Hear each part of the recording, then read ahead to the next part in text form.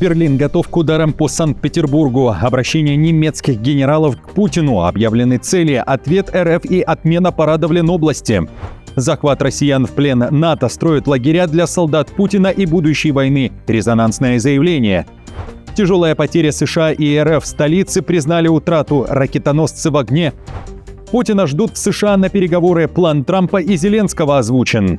Утром деньги, вечером стулья. Ультиматум Варшавы Киеву и причина не в УПА. Что на этот раз? Не банановая республика, скандал между Вашингтоном и Иерусалимом, электронное перемирие с Ираном и хрупкий мир. Вспыхнет ли снова на Ближнем Востоке? Об этом и не только, досмотрите. Друзья, всем привет! Это «Время Прядко». Коротко, четко и по делу о том, о чем говорят в мире. 16 июня на календаре, и я начинаю. Утром деньги, вечером стулья. Новый виток напряжения между Киевом и Варшавой. Польша остановила передачу Украине МиГов-29. Ультиматум звучит так. Оставшиеся истребители ВСУ не получат до тех пор, пока не будет закрыт вопрос передачи Польше технологий в сфере производства беспилотников. Заместитель министра обороны Польши Цезарий Томчик обвиняет Киев в нарушении прежних договоренностей по технологическому сотрудничеству. Именно поэтому передача МиГов-29, о которой говорили уже несколько лет, до сих пор остается заблокированной. В Варшаве подчеркивают, помощь должна быть двусторонней, а не односторонней. Самолеты, уверяет Томчик, полетят в направлении Украины, как только будут выполнены условия сделки с украинской стороны. Цитирую. Продолжается диалог между Польшей и Украиной. Поляки сказали четко, в связи с тем, что мы строим свои дроновые возможности, мы хотели бы также иметь возможность пользоваться этими украинскими возможностями. Конечно, мы передадим технику Украине, если это дело будет доведено до конца. Ничего в этом деле не изменилось. Дело не было доведено до конца. Тяжелая утрата для России. Москва признала потерю. Расследование началось. И еще один стратегический ракетоносец Ту-22М3 потерян. Бомбардировщик разбился накануне в Иркутской области при заходе на посадку после учебно-тренировочного полета. Так звучит официальная версия Минобороны РФ. По данным военного ведомства, экипаж успел катапультироваться, жертв на земле нет. Местные жители сообщают, что самолет упал недалеко от реки Ангара в районе села Каменка. По предварительной информации, причиной катастрофы стал отказ двигателя. Напомню, что Ту-22М3 – это дальний сверхзвуковой ракетоносец, способный нести в том числе ядерное вооружение. И по данным СМИ, бомбардировщик мог возвращаться с аэродрома Белая. А аэродром известен тем, что в июне прошлого года стал целью украинских спецслужб в рамках спецоперации «Паутина», во время которой были уничтожены в том числе ракетоносцы РФ. Напомню, какой урон признала тогда Россия. Минобороны России оценила ущерб от операции украинских спецслужб «Паутина», совершенной 1 июня 2025 года, в 2 миллиарда рублей. Обвинение предъявлено 4 водителям больших грузов, доставлявших беспилотники к местам атаки. А в США разбился многоцелевой стратегический бомбардировщик, тоже ракетоносец Б-52 «Стратофортес». Авиакатастрофа произошла вскоре после взлета с военной авиабазы Эдвардс в Калифорнии, сообщила пресс-служба этой авиабазы. Информации об экипаже на момент выхода выпуска не было, при этом военные сообщили, на месте крушения работают все экстренные службы. На кадрах, которые публикуют в сети, видно огромное черное пепелище на месте падения самолета. Берлин готов ударить по Санкт-Петербургу и Калининграду, но и это еще не все цели. Командующий ВВС Германии Хольгер Нойман заявил, что Люфтваффе готовы сражаться уже этой ночью, если Россия атакует страны НАТО. Более того, в интервью The Telegraph немецкий генерал фактически обозначил российские регионы, которые могут оказаться под бомбардировкой в случае военного конфликта. Возможный немецкий ответ полетит по 4 направлениям. Так звучит обращение немецких генералов Путину. Генерал-лейтенант Нойман особо упомянул Калининград, стратегический российский эксклав, окруженный странами НАТО, Санкт-Петербург, где базируются ключевые военно-морские силы, Кольский полуостров, где Москва накапливает ядерное оружие, и Черное море, дом для ее гордого Черноморского флота.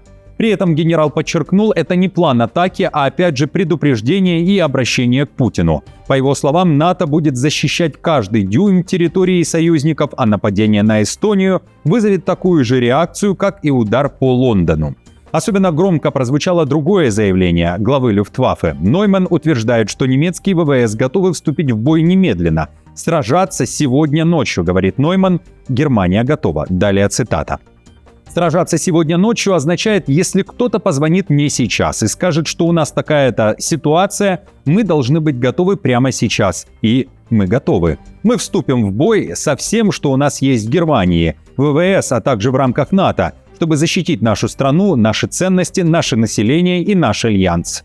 На заявление, звучащее из Германии, остро реагирует Москва. Лавров прокомментировал позицию Берлина в поддержке Украины, назвав украинцев, которые сейчас на фронте, новыми нацистами, а Германию, которая поддерживает Киев, страной, которая соскучилась по нацистским эмблемам и инстинктам. И Германия сбрасывает с плеч покрывало, которое скрывало нацистские корни, нацистские инстинкты, которые, как выясняется, никуда не делись.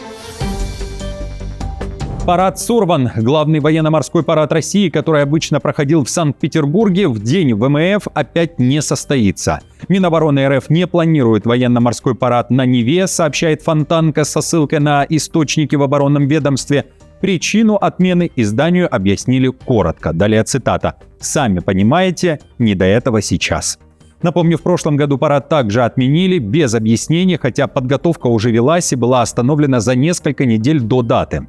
До этого, с 2017 года, парад ВМФ России проходил ежегодно. В нем участвовали несколько сотен боевых кораблей и вспомогательных судов, а принимал военно-морской парад традиционно Путин.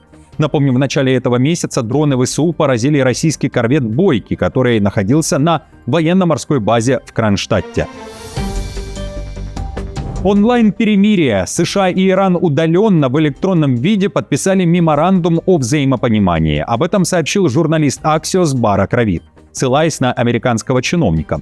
Также он уточнил, что подписантами документа со стороны Вашингтона были Трамп и Венс, а со стороны Тегерана – спикер иранского парламента Галибаф. Забегая наперед, еще до подписания сделки президент США объявил в своем True Social, что, далее цитата, «суда отправились в плавание, многие с нефтью из Ормузского пролива». Корабли пойдут по южной магистрали, которая полностью безопасна, спокойна и идеально, подчеркнул Трамп. Позже, во время встречи с президентом Франции Макроном на полях саммита Большой Семерки, глава Белого дома подтвердил, соглашение подписано, нефть резко упала в цене. Мы очень хорошо ладили с Ираном. Это другая группа лидеров. Как вы знаете, первая группа ушла, вторая группа ушла, а третья группа оказалась очень умной, сильной, очень умной. Но в итоге мы заключили сделку. Мне было неприятно, что пришлось снова идти на удары 2 ночи подряд, и я думал, что будет и третья, но мы успели договориться до этого. Я думаю, что на Ближнем Востоке сейчас произойдет много хороших вещей. Уже в пятницу в швейцарской Женеве стороны планируют подписать бумажный договор о возобновлении судоходства через Ормузский пролив. Трамп не исключил, что будет лично присутствовать на этой церемонии, но не все так радужно, как подает американский президент, пишет Bloomberg. Вероятно, речь идет не о полноценном завершении войны, а о временном перемирии. Ключевые узлы конфликта остаются развязанными лишь на словах. Ядерная программа Ирана фактически вынесена за скобки и отложена на будущие переговоры. Условия разморозки иранских активов не раскрыты, а Израиль, несмотря на свою вовлеченность в эскалацию, оказался фактически вне переговорного процесса. В условиях так называемого меморандума о взаимопонимании нельзя быть уверенным, поскольку его текст до сих пор не опубликован. Однако тот факт, что в Иране открыто торжествует, а в Израиле царит тревога и разочарование, убедительно говорит о том, что ситуация складывается вовсе не в пользу Вашингтона. Соглашение Трампа ни к чему не обязывает, Израиль не подчиняется США и не будет выводить войска с юга Ливана. Полный отказ. Об этом заявил израильский министр нацбезопасности Бен Гвир. Министр считает, что единственно допустимый вариант – полное разоружение Хизбаллы и жесткий ответ на любые атаки. Израиль он назвал не банановой республикой. Подчеркиваем, мы любим США и благодарны президенту Трампу, и все же государство Израиль не банановая республика. Я постоянно говорю это премьер-министру и повторяю в закрытых кабинетах на каждом важном историческом повороте. В исторические моменты нужно принимать историческое решение. Процесс запущен. Европейская комиссия заявила о том, что все страны ЕС согласились открыть первый кластер переговоров о вступлении в ЕС для Украины и Молдовы. Переговоры начинаются по ключевому направлению процесса присоединения, которое включает вопросы правосудия, свободы и основных прав человека, говорится в заявлении Еврокомиссии. Но не все так гладко, пишут европейские медиа, опираясь на заявления представителей стран ЕС. Издание Евроактив уточняет, далее цитата, «но не стоит обманываться. За восторженными публикациями в соцсетях о продвижении Украины скрывается густой лес политических препятствий с обеих сторон». Издание также пишет, что даже после снятия венгерского вето в Евросоюзе нет единого мнения о темпах расширения, а некоторые страны уже говорят о горизонте в 10-15 лет. Кроме того, европейские чиновники обеспокоены замедлением реформ в Украине, внутренними политическими конфликтами и коррупционными скандалами. Но на пути еще может стать и Россия, пишет издание.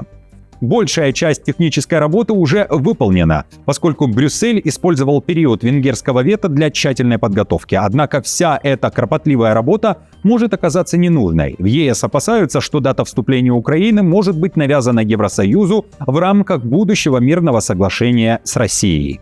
Варшава на фоне недавнего скандала с Киевом поддержала начало переговоров о вступлении Украины в ЕС, но также дала понять, быстрого членства не будет. Глава польского МИД Сикорский напомнил, что Польша в свое время вела переговоры с Евросоюзом длительное время. По его словам, Киеву предстоит полностью выполнить все требования ЕС. Именно поэтому в Варшаве подчеркивают, никаких упрощенных процедур и коротких путей к членству не существует.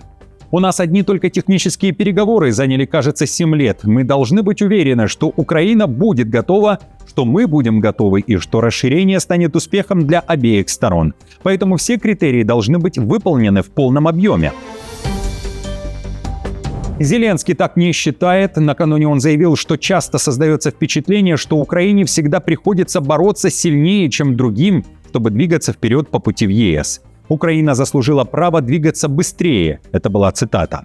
Кроме того, во время обращения к межправительственной конференции Европейского Союза он заявил о вызове Путину. Зеленский уверяет, что Путина могут пригласить в США на переговоры как с Трампом, так и с ним, а на повестке завершение войны. Послушайте.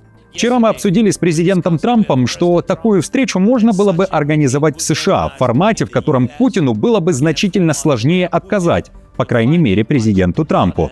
Посмотрим, что из этого выйдет. Если Россия откажется и от этого шанса, потребуется дополнительное давление. Страна НАТО готовится принимать пленных солдат Путина. Об этом уже говорят в Европе. Нидерланды выбрали нетипичный приоритет в военной подготовке к возможной войне с Россией.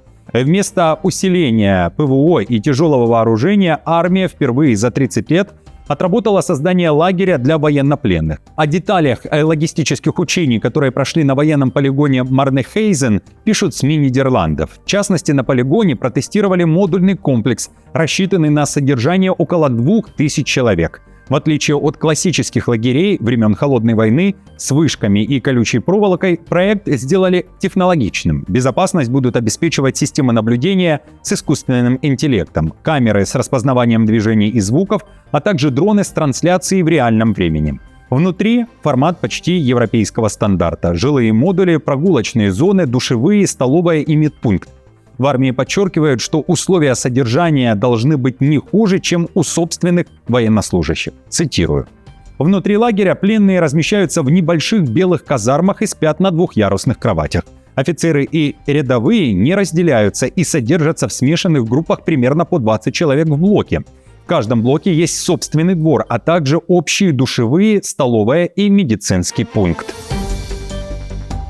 Трамп уже не тот президент США, который накануне прилетел во Францию на саммит Большой Семерки, рискует оказаться в изоляции. Об этом пишет Нью-Йорк Таймс. За последние месяцы, отмечает издание, Трамп успел поссориться с 5 из 6 лидеров Большой Семерки. Он критиковал Макрона, Стармера и Мерца за недостаточную поддержку его войны с Ираном. Единственная отдельная встреча американского президента, которая была запланирована в рамках форума, уже состоялась, и это встреча с Макроном. Атмосфера между союзниками становится все более напряженной и в любой момент может перерасти в открытую драму, говорит ведущий американский политолог и эксперт по международным отношениям Макс Бергман. По его словам, европейцев раздражают многие действия США, которые уже не совсем считаются надежным партнером.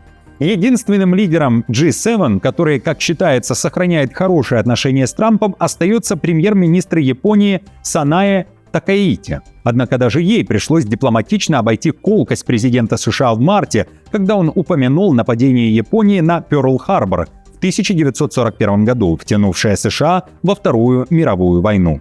При этом Трамп уверяет, готов активно работать, новое старое направление – украинский вопрос.